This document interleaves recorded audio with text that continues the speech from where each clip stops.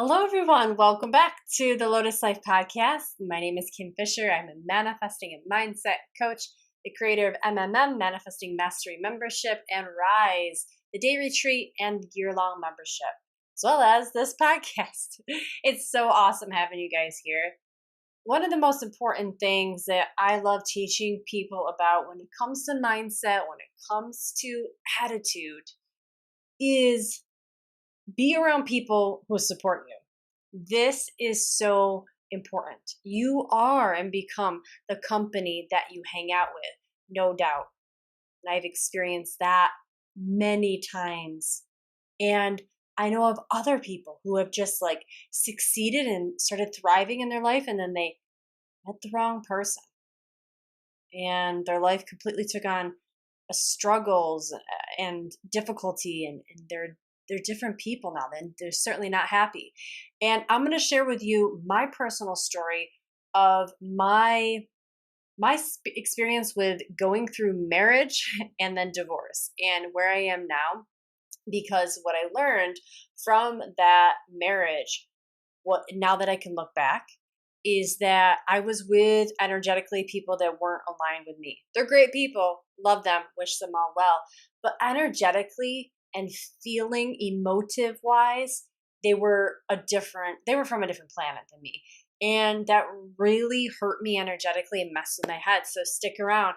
I want to talk to you about how I survived that and what I'm doing now to make sure that I never fall back into the wrong energy or emotional group of people again. So I was married from 2009 to, I don't even remember the dates. Isn't that funny? Let's see. 2009,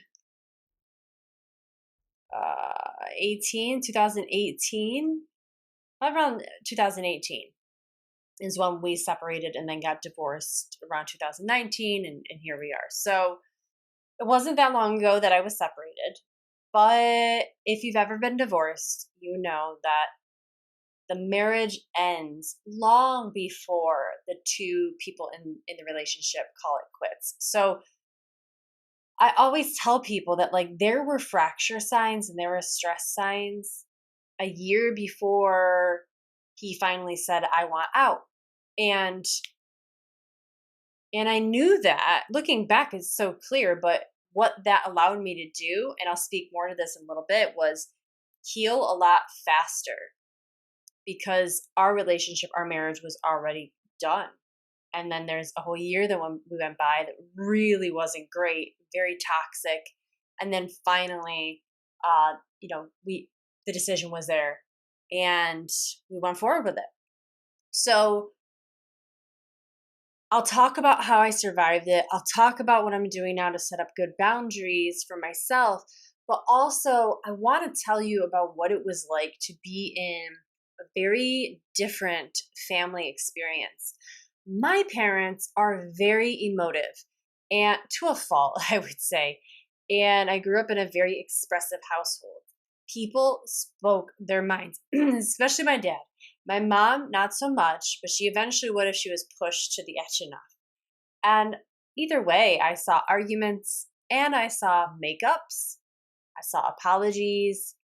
I saw fear and frustration and rage and anger. I saw happiness and laughter and excitement and joy. I saw, if there's a human emotion, I saw it between my parents. And that taught me as a young child that emotion is natural and something to be expressed. And I think intuitively, I have a very high emotional IQ as a result. And I'm socially just really able to be with people in any emotive experience because I've experienced it myself. There's very few emotions that freak me out. I almost don't like it when people don't have emotions. I'm I can't relate to you. I don't know if you guys feel the same. Emotions, I think, are beautiful. And honestly, pre-verbally, without language, we need emotion and body language and facial expressions to really understand each other. So insert my ex's family. Now, what was really cool about Bill and his family was how educated they all were. My family was blue collar workers who my mom has a high school diploma. My dad eventually got his GED, but it was really work hard. My mom kept the same job for 30 something years at the post office. And my dad, although he had multiple jobs, they were all skill based or how do you want to say it when someone has like a trade based. And he did get his certificate in teaching people how to fly, but airplanes. But other than that, I mean, it was really all refrigeration and engineering, and then he was an entrepreneur. So my dad hopped around a lot between jobs, but it wasn't this diploma. He didn't have this like book smart, but he was super emotive, emotionally smart, socially smart, street smart, and the man could run with any crowd. And that's where his intelligence lied. Now, we all know this. If you don't by now, listen to this. Your intelligence is measured on many different scales. It's not just about the degrees you have hanging on your wall. It's not just about the stages you crossed, receiving diplomas. There are certainly so many different types of intelligence, and I love them all. I'm not putting one above the other because meeting Bill and his family inspired me later to go back to school to complete my undergrad degree and then eventually go on to get my graduate degree and publish papers and get on the and summa cum laude and like win numerous scholarships because of my academic achievements, which is stuff that young Kim who went through high school and tried to complete and just squeaked by getting my associate's degree. Like, if I would have known back then that I could have completed and done so well in school, like I would have done it then, right? But like I still can't believe sometimes how well I did. And it's because of the influence of my ex-husband's family and my ex-husband. They were all like my ex-husband had 2 master's degrees. Not one, but 2. And everyone had multiple degrees and just really really intelligent beings. And it's funny because we'd be at the dinner table and like I'm totally blowing up this shit right now, but that's okay, it's my experience, right? But like we'd be at the dinner table having dinner, and I swear they would always try to one up each other with like really big vocabulary, like that kind of family. And there was a little bit of airs about them, and they did have some money, but it was really like they flexed their education. Not everyone in the family did, but most of them did. And that was really new and really different for me. It really intimidated me at first because it was a world I wasn't familiar with, and it was a world I wasn't brought up with. Now, the dark, and I would say the shadow side of my ex's family was that they really didn't emphasize emotion. So although it was very important to go to school, be educated, apply yourself, speak well, spell well, grammar, all that, and present yourself well, I'd never sensed that there was a relaxed side where we could mess up, where the family could forget punctuation, where we could use maybe a softer or more general word. It was always you had to be on, or at least that was my perspective because I didn't grow up in that, right? Maybe that was very natural for all of them. But when I entered that family and that world, I remember the day I had to shut it all down. And I didn't know, like I know now, that that's not good. Because if I had known that, and if I'd known that I did shut it down and that it would take me fucking years to unearth myself again, I would have never said yes to that. But I now know what that feels like and to watch for it. And I now know how not to hold the apology in my body. For almost the entire 9 years of that marriage, I held an apology in my body, and then that shut down my emotive, woo-woo, energetical, mystical, just the human feeling side of me. I couldn't be that. It really didn't feel safe. And no one in that family on purpose wanted to shut me down. No one said, hey, stop being so yogic. Stop talking about energy If it's not about science and facts, we don't want it. Right? No one ever said that. But it's not what they said, it's what they didn't say. No one ever asked follow-up questions. No one ever really leaned into that my world and wanted to know more. No one ever tried to speak like me, although to get into their club I had to speak like them. So again, it wasn't what they said, it's what they didn't say. And as a result, like I said, I really had to hide myself. And so I remember the day I was meeting my ex's parents for the first time, having dinner over there at their house. They had a really nice lake house. That was the first time I really saw wealth. And I was really excited to be around it and to potentially live with that. And because it was so different from my upbringing, it was even more exciting, right? I was like, oh, here's how life really is. This bug has been, sorry guys. If you're not watching the recording of this, the YouTube video, what just happened there was a bug almost flew into my mouth, and we're trying to get him. He's been flying around. Anyway, like that family just seems so exciting. That family just seems so rich with like culture and education. And it was so alluring because it was so opposite for my family that I actually started to feel like my family wasn't good enough. And in doing so, I didn't realize it, but I was saying I wasn't good enough. And so whoop, up goes Bill's family on a pedestal, and mine just fell into the dirt. And then I grew up with parents who always felt a little bit self-conscious and really tried to prove themselves on many different levels, felt uncomfortable around wealth. So here it is, I was dating and eventually ended up marrying educated, wealthy individuals, which is like the riff, right? That is like the antithesis of my family. So by choosing to be with this family, by marrying into it, I was immediately declaring that I would no longer be like my parents on many different levels. And I totally adopted that lifestyle. I totally adopted that thinking. And for a long time, it did throw a wedge between me and my parents. My parents don't really know that, but I did it. I was very like almost embarrassed at times. I hate to say that, but I was almost embarrassed at times of my parents. And I say that out loud, and that's just awful, but it's really how I felt. And partly it was because I was attached to this new way of being, and I knew that if I could fit in with my new married family, that meant I was educated. That meant I was accepted. That meant I was better than I previously was. I was somehow graduated naturally, socially into this new world. So leaving behind the old world became very important. But I missed out on a lot of connection with my parents. And I held judgment against them. And I do feel bad about that, but I also forgive that part of myself because I know why I did it. I was protecting myself because I had to kill off the old Kim in order to fit in. I don't know if that's ever happened to you guys, but if it has, I'm sorry because it sucks. It really does.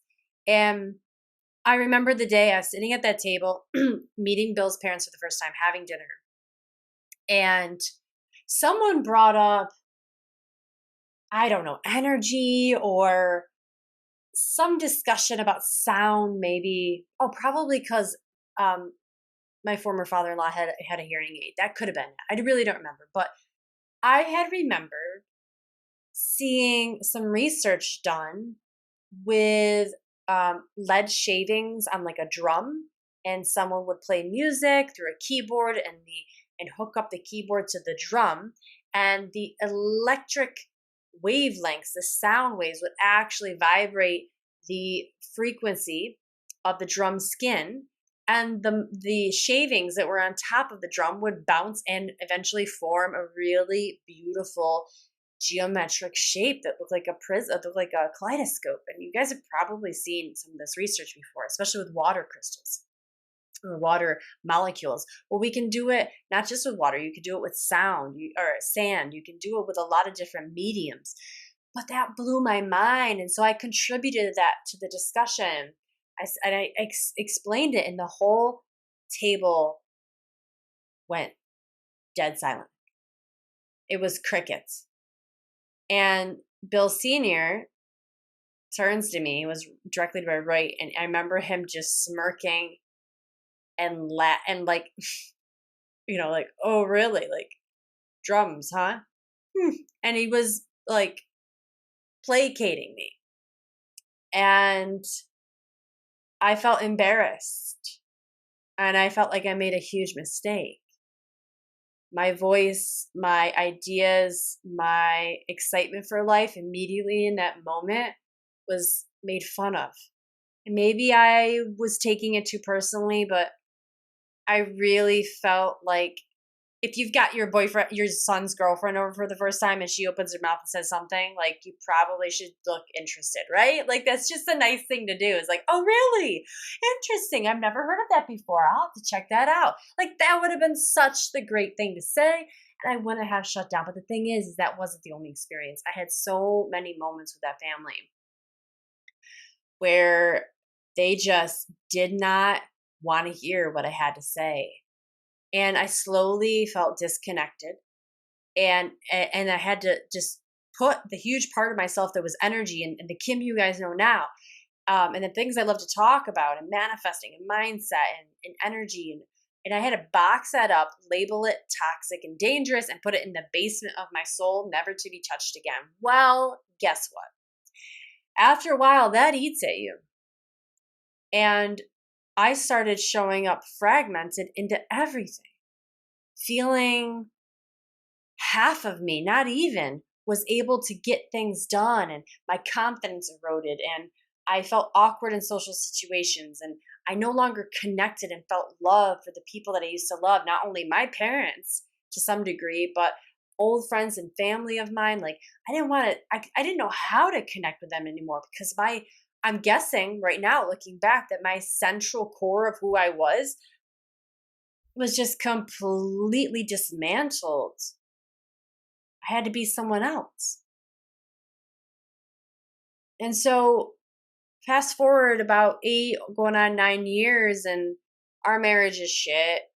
We're no longer intimate, and he doesn't want to do anything I want to do, and I don't want to do anything he wants to do. And we're just slowly drifting apart and not having any fun, sitting on the couch a lot, watching TV, ordering takeout, zero connection.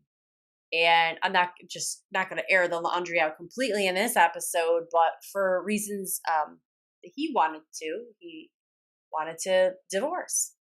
And of course, that was the most painful emotional experience I've ever been through. Yeah, I think I've made an episode about it before, but anyhow, it's painful. It sucks. It's a death. It's a death, and it's a rebirth all together, all in one thing. And I will tell you that coming out of that divorce, realizing that it happened and realizing I was going to survive it was a rebirth for me. Like I said, I was able to slowly find me again. I was able to slowly find my voice, find love again. Oh my God, meeting Brandon, he loves all of my emotion. He loves all of my quirky stories. He loves my imagination, and he's right there with me. He loves conspiracy theories, and he has such high emotional intelligence that when I met Brandon, and I could feel it from him, that I could say any emotional thing and he would accept it. And that was the other thing with my ex's family, is no one ever really discussed how they felt. How are you doing? How does that make you feel? Is the emotions were not on the table to be discussed, but it was, what do you think about that? What are the words about it, right? So like, that's the opposite of me. And you guys know all the manifesting work I teach. What do you feel? How do you want it to feel, right? Feeling is everything. And that's the key to unlocking my joy and your joy. And joy is where we want to be in our lives. So my divorce was amazing for me. The path to coming back to who I am and what I'm about and the emotions that I have and how I express it was a very difficult one. I had to really feel the effects of how badly I've been damaged from that lack of emotional family. And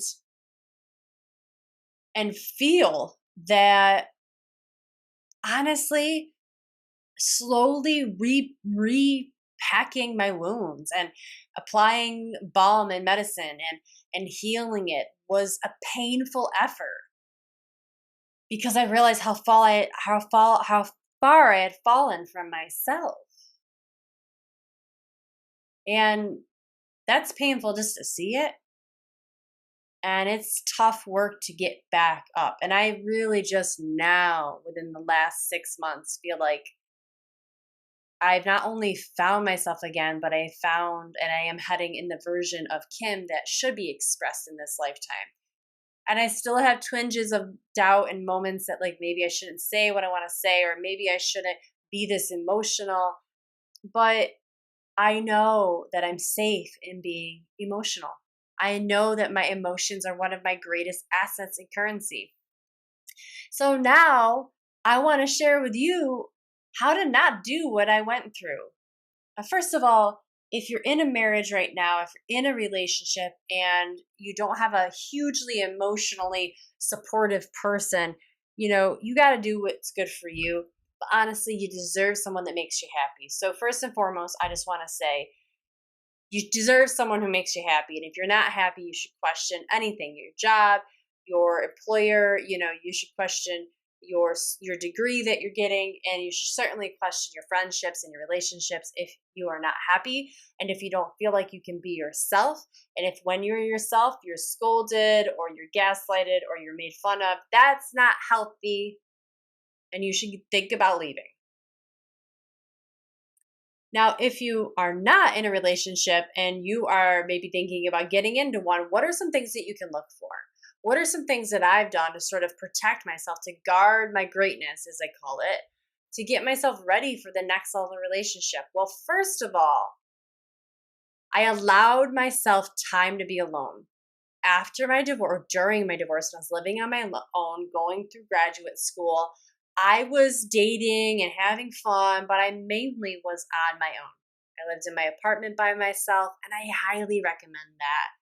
I highly recommend being on your own. And I know some of you are like, oh, I'm so sick of being alone. I'm lonely.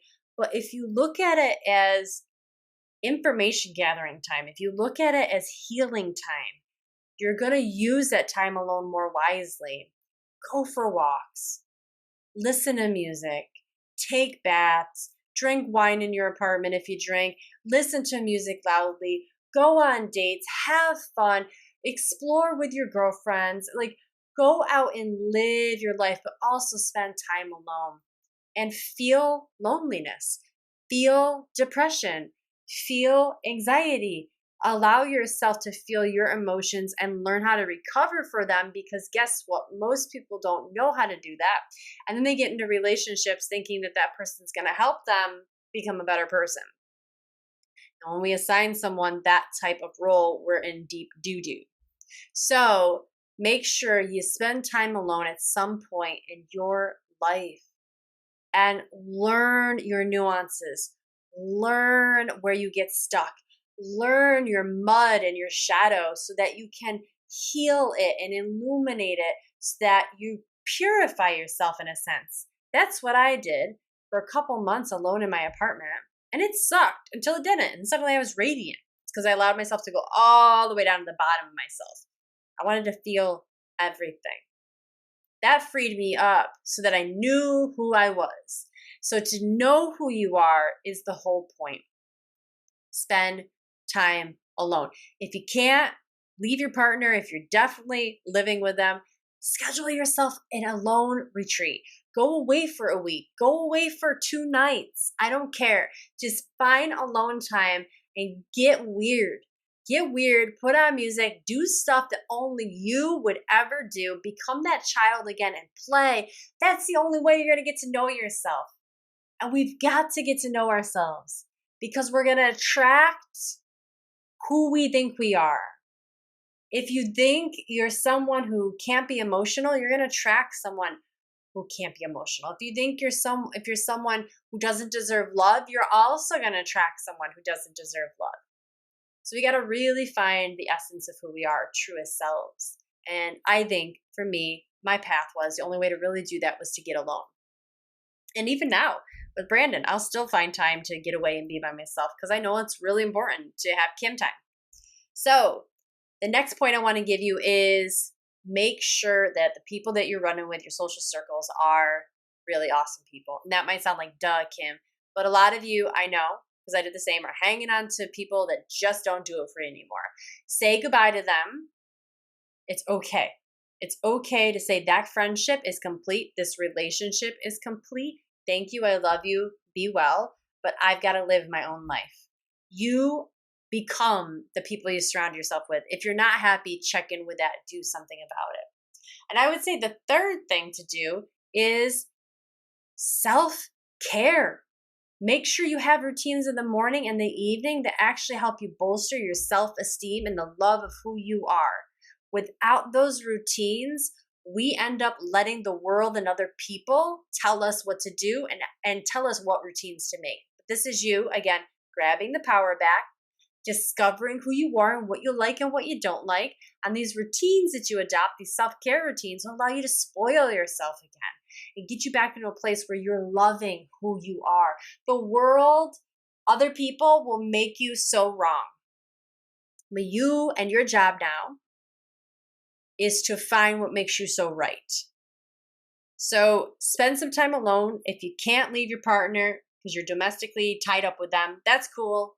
I'm not saying leave them. I'm saying maybe just take a weekend off and tell them, this is for us. I need to go find myself. Nothing's wrong, but Kim said I got to go take a weekend away.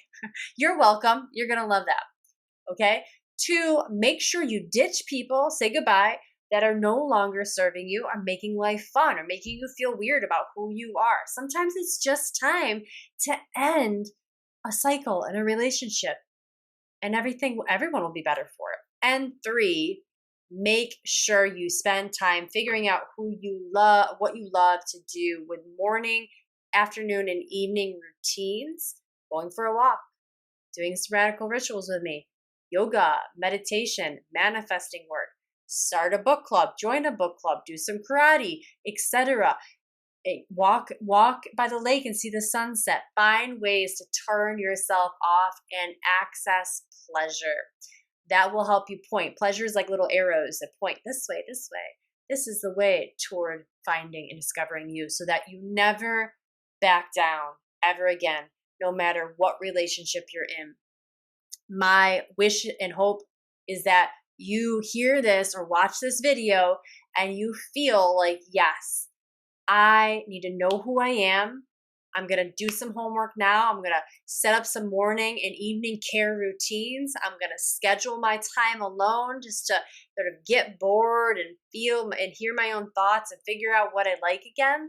And then I'm going to do some inventory of my relationships and make sure that I'm running with the best crowd that will wants me to succeed, but will make me the best version of me as well. Thanks, guys, so much for listening and watching. I love you, and I deeply hope that this served you.